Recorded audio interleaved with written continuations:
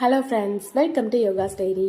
இன்றைக்கி நம்ம பார்க்க போகிறது குதிரைவாளி ரைஸில் கஞ்சிங்க. இதுக்கு நான் ஒரு கிளாஸ் அளவு ரைஸ் எடுத்து அதை நல்லா கழுவிட்டு நான் குக்கரில் ஆட் பண்ணிக்கிறேன். எந்த கிளாஸில் நம்ம ரைஸ் எடுத்தோமோ அதே கிளாஸில் 3 கிளாஸ் அளவு தண்ணி ஊற்றி வச்சுக்கோங்க. அதுக்கப்புறம் கொஞ்சம் கல் உப்பு போட்டுக்கோங்க.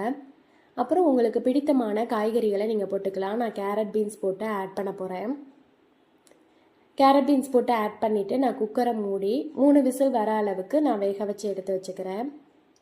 இந்த குதிரைவாளி ரைஸில் அதிக நார்ச்சத்து இருக்குது. நீண்ட நேரம் நம்மளுக்கு பசிக்காமல் இருக்கும். குறைஞ்ச கார்போஹைட்ரேட் தான் இருக்குது. ரத்த சர்க்கரை அளவை கட்டுப்படுத்தும். செரிமானத்துக்கு நல்லா ஹெல்ப்ஃபுல்லாக இருக்குங்க. நோய் எதிர்ப்பு சக்தியை அதிகப்படுத்தும். இப்போ நல்லா வெந்துருச்சு ரைஸு. 3 விசில் வர அளவுக்கு நான் வச்சுருந்தேன். நல்லா வெந்துருச்சு. இதுக்கப்புறம் தேங்காய் பால் நம்ம எந்த கிளாஸில் தண்ணி ஊற்றினோமோ அதே கிளாஸில் தேங்காய் பால் 3 கிளாஸ் அளவு ஊற்றிடுங்க. தேங்காய் பால் ஊற்றுனதுக்கப்புறம் நீங்கள் அடுப்பில் ரொம்ப நேரம் வைக்கக்கூடாது. 1 நிமிஷம் வச்சா போதும். அதுக்கப்புறம் இறக்கிடலாம். இப்போ நான் ஒரு கிளாஸில் சர்வ் பண்ணுறேன். சர்வ் பண்ணி கொஞ்சம் கொத்தமல்லி இலையை அதில் போட்டிங்க அப்படின்னா சுவையான குதிரைவாளி ரைஸ் கஞ்சி ரெடிங்க. தேங்க்ஸ் ஃபார் வாட்சிங்.